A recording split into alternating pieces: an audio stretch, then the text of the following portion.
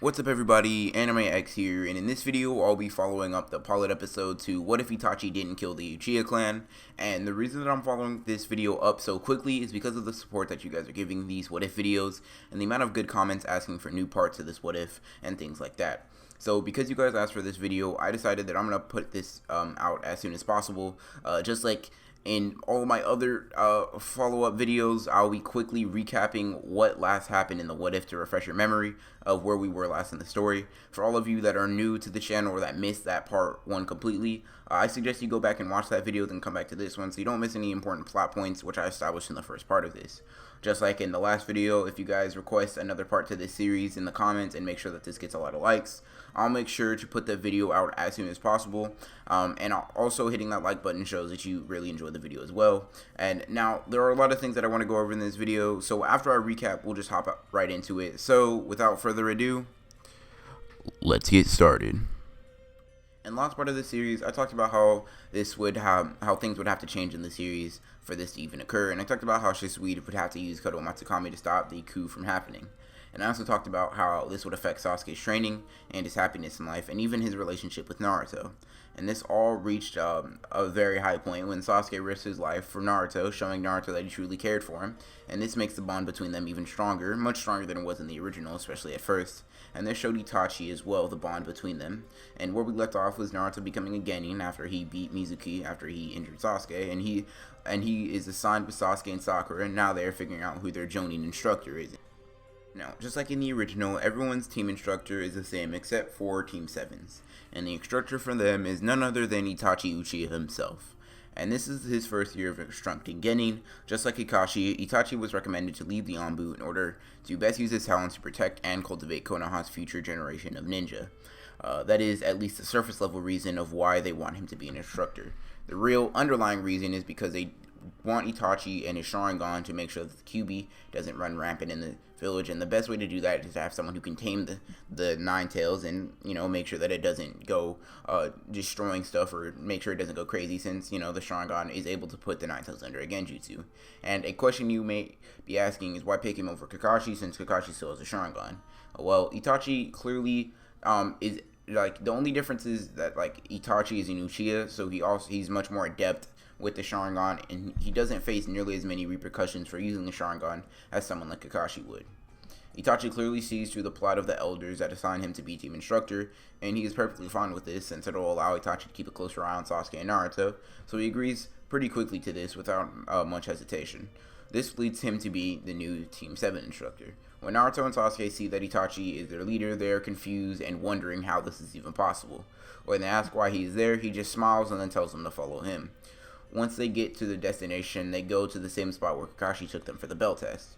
Itachi then takes out 2 bells, hangs them on his side, then proceeds to explain exactly how this exercise will work. And he also explains how they won't be genin if they don't pass the test. This invigorates all of them to, you know, attempt to get the bells in any way possible, because they worked really hard, or at least Naruto did, to become a genin. And then, before he even finishes explaining, Naruto makes a dozen shadow clones and then rushes Itachi head-on with all of them. Itachi casually handles all of these shadow clones, and while all this happening, he sees this as an opportunity to continue explaining how the exercise is going to work, as if Naruto weren't even attacking him. The real Naruto then gets hit by Itachi and goes flying away for the time being. Sasuke sees an opportunity appear for a second, and without a moment's notice, he launches himself into the air, prepares kunai and shuriken in each hand, and launches them down at Itachi. And just as Itachi dodges the initial onslaught of weapons, they ricochet off of each other and land directly into Itachi's chest. Sasuke, thinking that he has won the fight, and smiles and lands on the ground, smugly thinking that, you know, he surprised his brother. And just as Itachi's body is about to hit the ground, it turns into a log with all the weapons lodged in it. This confuses Sasuke for a second until he realizes that this was a substitution, and he turns around to see Itachi leap into the air, doing the exact same move as Sasuke did, only more gracefully and with, you know, more precision. The only exception is that Itachi uses strings attached to his weapon to tie Sasuke up, and then Itachi goes off to search for Sakura. Itachi then scolds Sasuke for being so foolish as to thinking that Itachi would be caught by something so, like such a shallow plan. As soon as Itachi leaves, Naruto hops up out of the water to go cut Sasuke free with a kunai. And while Itachi is gone, they hatch a plan that they think will even catch Itachi off guard. So to set this up, Naruto makes 100 shadow clones, right? This drains him quite a bit of chakra, but he still is able to make it nonetheless. He then tells Sasuke to make 10 of his own shadow clones, and then he tells them to transform them so they look like his clones.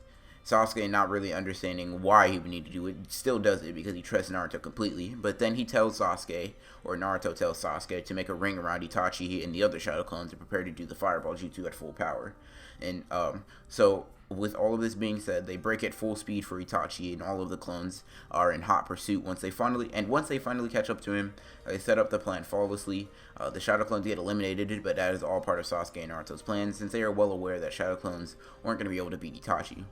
They are aware of this because up to him, they set up the plan flawlessly, and the shadow clones, make sure they get eliminated. And because of Itachi's nature, he most likely won't use a Sharingan to see through this plan and see through the multiple hidden things that they're going to be setting up. So then after all the 10 shadow clones are eliminated, they transform into looking like Sasuke, and then they all shoot fireballs at Itachi. This catches Itachi somewhat off guard, but then he leaps into the air so that he dodges all the fireballs, and then he almost gets punched by 2 shadow clones coming down at Itachi from the air attempting to hit him. One of the clones fly past Itachi super fast and looks like they're about to hit the ground, and then starts launching out kunai and shuriken at rapid speed to keep Itachi occupied.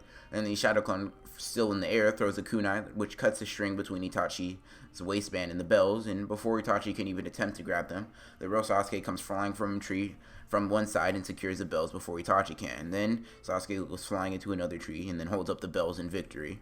After this happens, Itachi's completely stunned by the fact that they were able to formulate and execute such a plan without any formal teamwork training.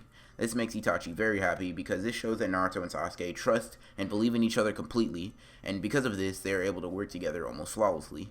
The only problem is that they didn't include Sakura or incorporate her into the strategy, although he believes that this can be fixed over time.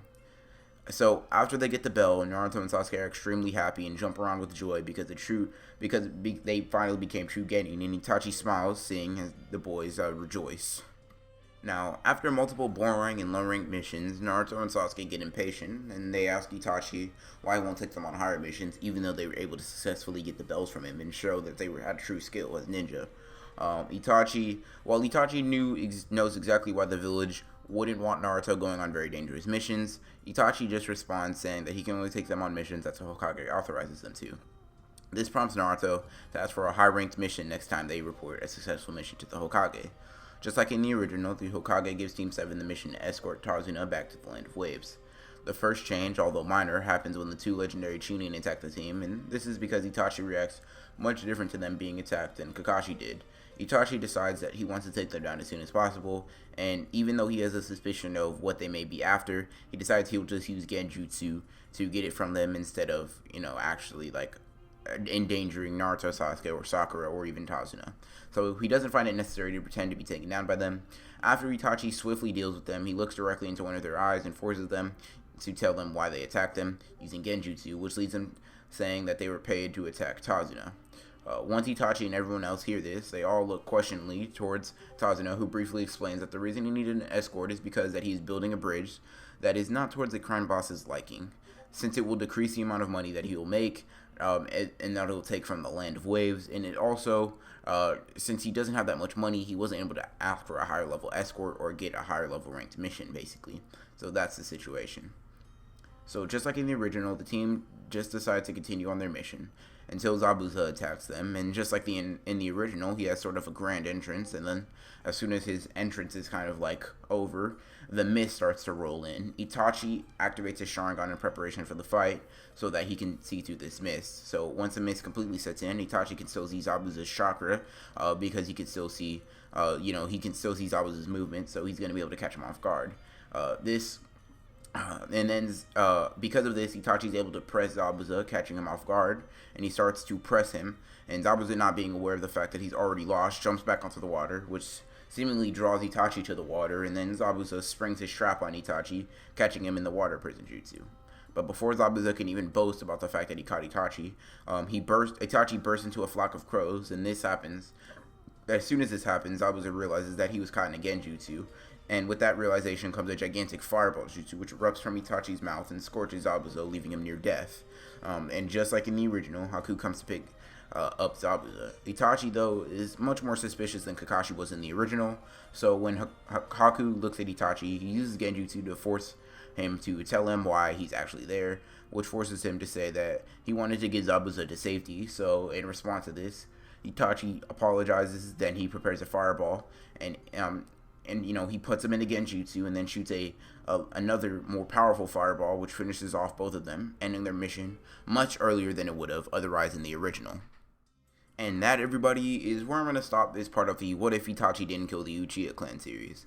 Just like with all my other what ifs, if you want another entry to this next week, then make sure to comment that you do want something else besides this, or that you want this to come out next week, because it is based on the comments that I come out with this what if so quickly. And if you guys enjoyed the video, make sure to hit that like button and comment what your favorite part of this what if was.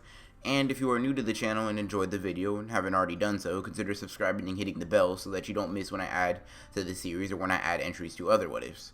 Hope you guys enjoyed the video, and as always, guys, this is Anime X, signing off.